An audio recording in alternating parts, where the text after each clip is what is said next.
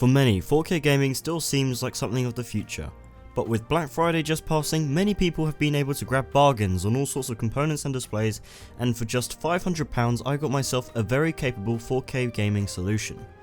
Greetings everyone, my name is Dom, and today I'm going to be showing you guys how I got a brilliant 4K gaming experience without breaking the bank. In my mind, I knew exactly how I wanted my 4K setup to be. I had my desk setup, which I use for FPS games and editing and whatnot. I have my 1440p monitor for all that. However, I used to be a console gamer before I made the switch to PC in 2012. And the experience of sitting from afar and playing on a sofa or bed in front of a TV is still very appealing to me. So I wanted to recreate this with my gaming PC. I didn't want to change much, but add to my experience so I could still do all of my primary gaming with my mouse and keyboard, but when it's late at night and I want to kick my feet up, simply grab a controller, switch monitor, and then play on a separate setup. There was many ways I could achieve this goal. My first idea was to set up a Steam link. That way I could spend £20 to get all my PC games streamed to my TV. This would be a great solution, however Wi-Fi can be temperamental and can introduce input lag on top of what I would get using a TV. This would mean that if I went for that solution, I'd have to set up a power line adapter so I could get a reliable Ethernet connection, which would definitely reduce the lag. But even then, there would still be many issues. I thought about it a bit more and decided to get a fuck off massive HDMI cable which I connect to my PC, route around my room and then attach it to my TV. This idea works smashingly, but I ran into some issues, which took some time to resolve. But I'll get into that a bit later on. First, what exactly did I even buy? So there are many deals going on at the moment, even in the aftermath of Black Friday. I managed to pick up a Hisense M3300 40-inch 4K smart TV for just £200. My dad owned a Hisense display before, and my brother and I tried Fallout 4 on it. However, even he, being a console gamer and not as susceptible to these kind of things like a PC gamer such as myself is, found the input lag to be quite unbearable, even in game mode. This made me really skeptical about buying it. However, once I received and set up the TV, I played a few games and was happy with the results. At the time, I could definitely feel the difference between my TV and my monitor, although a firmware update released in the past week has cleared up a lot of the input lag issues, and now I can't really tell much difference at all when comparing them. 4K gaming can be very demanding, especially in more modern games, so it was obvious I required a beefy GPU that was within reason. I knew I wouldn't be 4K gaming all the time and was prepared to turn the settings down to get 60 FPS. This urged me, of course, towards a GTX 1070. I picked up a Palit Jetstream GTX 1070 for £300 in a deal, where it was previously $340. So there we go, £500 well spent. But how does the GTX 1070 fare with 4K gaming? There have been a number of new releases as of late, and I thought I'd try out the following games: Dishonored 2, Battlefield 1, The Witcher 3, Grand Theft Auto 5 and Fallout 4. These are all games that best suit a couch gaming like environment. Well, except for Battlefield 1 that is. But that game's really pretty and I'm not too bad with a controller on it, so I thought I'd add it. Let's start with Dishonored 2. Right off the bat, this game has had some optimization done by the developers. It runs much better than it did at launch. I remember getting in the 40s at 1440p, but now I can get easily into the 60s and 70s, so good job on Arcane's part there. But that's not what we're here to talk about. How's performance? Well, I'm glad you asked, because it's, well actually it's okay. Despite optimization, the game is still quite taxing, especially at such a high resolution. I did manage to achieve 60 FPS at 4K, with a lot of the settings cranked up, if you use the dynamic resolution setting. What this setting does is reduce the game's rendered resolution in different sections of the screen that tax the GPU. This is mostly around the edges, so it's not too distracting to the user. This works great for a lot of the time, however, especially when you're fighting with a number of enemies, the FPS can drop to 30, as it struggles to maintain 60 FPS. This can be very disorientating, and can take you out of the fight and get you killed or break your immersion. I can see this bothering people, so there's two ways to get this playable at 4K. A second way you can play this game is to remove VSync, uncap the frame rate, and then lower the settings. With a lot of the settings put down, but leaving still some on ultra or high, we can see the system pull about 40 FPS on average, sometimes reaching the 50s tops. The frame rate fluctuates, which can feel weird on a controller, so capping the FPS to 30 or 40 does a lot to clean up frame timing and makes the experience much more enjoyable. The final way is to play at 1440p, but that kinda defeats the purpose of the video.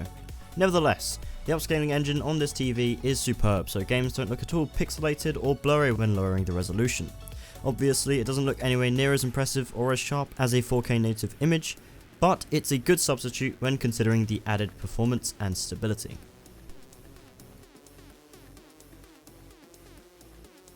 Next game is The Witcher 3. This game is absolutely stunning, much like Dishonored 2 in 4K. Not only that, but it is beautifully well optimized, meaning we can get an extremely playable experience at 4K on our setup. Just one of the many reasons this is likely to be my all-time favourite game. Performance in this game is very promising. We're able to get a mixture of ultra to medium settings and hit about 50 to 60 FPS at 4K. This is also with some annoying post-processing effects as well as hairworks turned off. I play without these anyway though. Anti-aliasing on the other hand just isn't needed, and therefore the reason for its dismissal in testing. These settings make for a beautifully smooth experience, however there are some minor drawbacks at the same time. With these settings, LOD is pretty poor, especially in areas further away. Everything up close and in your face is as beautiful as ever. But in cinematics, when it shows some beautiful scenery entailed in the Blood and Wine expansion, it can look a little bit bland. So let's see what kind of performance we get when we crank most settings up to Ultra, including post-processing, sans the AA and hairworks of course.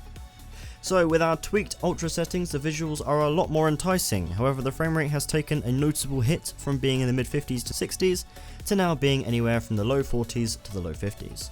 Again, this is perfectly playable, but for enjoyability, I'd much rather play at Ultra to medium mix settings due to the higher frame rate. Battlefield 1 may seem like a weird choice to include in the video. Why on earth would anyone want to play Battlefield 1 on PC with a controller, sitting on a bed or sofa, looking at a TV? Well, you'd be right to question that, but lest we forget, not everyone has to use a controller or my specific setup. A lot of people use TVs for monitors at their desks, or maybe they prefer using a controller in some instances, like me. I'm not ignorant to say that it's better than a mouse and keyboard, but it is reminiscent of my previous years, which lately I feel I want to return to more and more.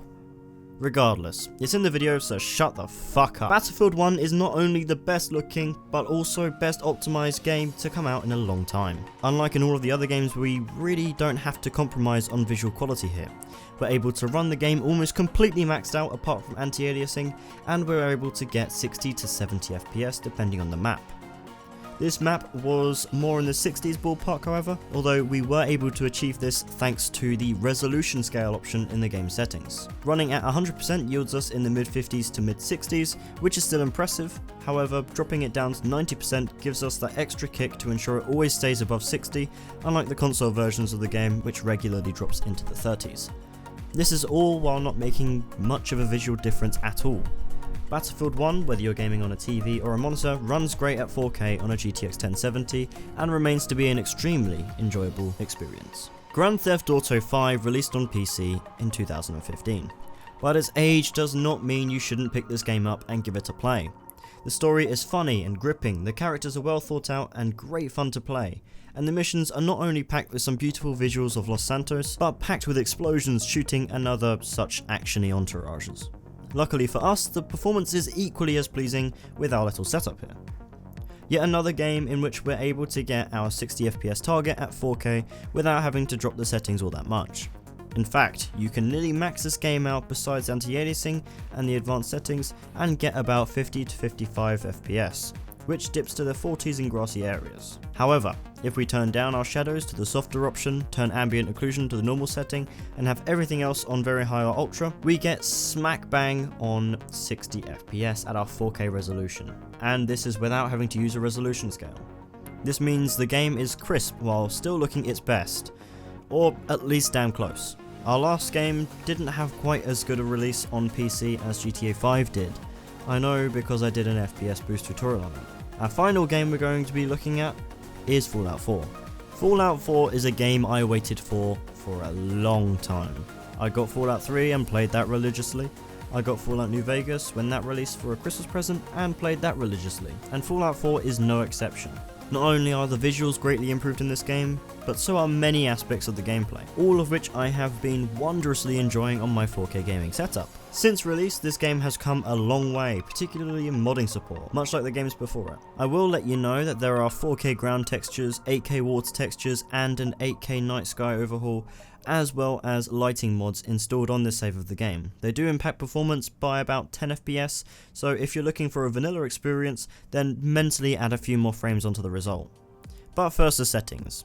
We're running nearly maxed out textures, decals, lighting, depth of field, weapon debris, and all of the additional options are on Ultra. However, God rays are off and shadows are at medium. As for the view distance settings, everything is at medium except grass, which is on low. Furthermore, anti-aliasing is off and we're using SSAO instead of HBAO+, because I don't like GameWorks much. It hogs performance for little visual gain. Anyway, with these settings we're seeing results of a consistently locked 60 FPS throughout. In heavy combat it drops to a minimum of perhaps 54, but that doesn't hang around there very long. This is at native 4K resolution, no scaling has been applied. This is once again very impressive. For a game like Fallout 4 to run at 4K and basically a locked 60 FPS for just £500 seriously blows my mind to think that people still think that you need to spend thousands to get a premium gaming experience on PC. And there you have it, £500 for a 4K gaming escapade. That would please any PC gamer. This video is to show people that you don't need to shell out on the latest Titan XP, which costs £1,300 for the card alone, to have such a good and smooth 4K gaming experience. The only game on our system that had a fair bit of trouble running was Dishonored 2. However, there will always be some exceptions at even the highest tier of hardware. The GTX 1070 held its own and is a very capable card even for 4K gaming. Take that, PS4 Pro. 4K gaming is fantastic, and although I may prefer to stick to 1440p as my primary resolution, as it includes the best of both worlds, this is expensive. More so than 4K. If you want to see my comparison of 4K versus 1440p, click here. The TV featured in this video is absolutely fantastic also. I wholeheartedly recommend it for absolutely anything you need, be it gaming, editing, or just general use. Colours are pretty great, except for when they're on game mode. Then the reds get a bit daunting to look at, but it is 4x4x4 chroma, 4K, 60Hz, and the input lag is very decent even on standard picture modes. Smart TV functions are also sublime, and the price makes you wonder why everyone doesn't have one yet. If you want to see a review of the TV, then I'd be happy to oblige, just tell me in the comments below. Both the TV and GPU will be linked in the description, and if you're wondering about my specs, they'll be linked down in the description too. But anyway guys, if you like this video then do show your appreciation by tapping that like button. I love your face and I will see you guys in the next one. Terra.